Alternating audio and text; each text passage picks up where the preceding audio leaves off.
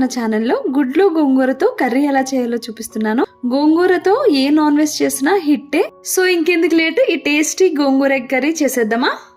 ఇక్కడ నేను 7 eggs తీసుకొని బాయిల్ చేసుకున్నాను. ఒక 15 minutes పాటు బాయిల్ చేసుకుంటే సరిపోతుంది. తర్వాత ఇలా పీల్ ఆఫ్ చేసుకొని వీటిని ఇలా నాటులు పెట్టుకోవాలి. ఇలా చుట్టూ పెట్టుకోవడం వల్ల గోంగూర అంతా పట్టి పుల్ల పుల్లగా టేస్ట్ బాగుంటుంది. ఇప్పుడు ఒక కడాయి తీసుకొని ఇందులోకి ఒక 2 tablespoon ఆయిల్ వేసుకోవాలి. ఎగ్స్ని ఓన్లీ హై ఫ్లేమ్లోనే ఫ్రై చేసుకోవాలి. లో ఫ్లేమ్లో పెట్టినా మీడియం ఫ్లేమ్లో పెట్టినా గుడ్లు విడిపోతాయి. ఇలా మూత పెట్టుకొని ఫ్రై చేసుకోండి. నూనె అటు ఇటు తూలకుండా ఉంటుంది. కొంచెం గోల్డెన్ బ్రౌన్ వచ్చేంత వరకు ఫ్రై చేసుకుంటే సరిపోతుంది. ఇష్టపడలేని వాళ్ళు పచ్చిగానే వేసుకోవచ్చు, అంటే ఇలా ఫ్రై చేసుకోకుండానే వేసుకోవచ్చు డైరెక్ట్ బాయిల్ ఎగ్స్ని. సో ఇలా ఫ్రై అయ్యాక వేరే బౌల్లోకి తీసుకోండి.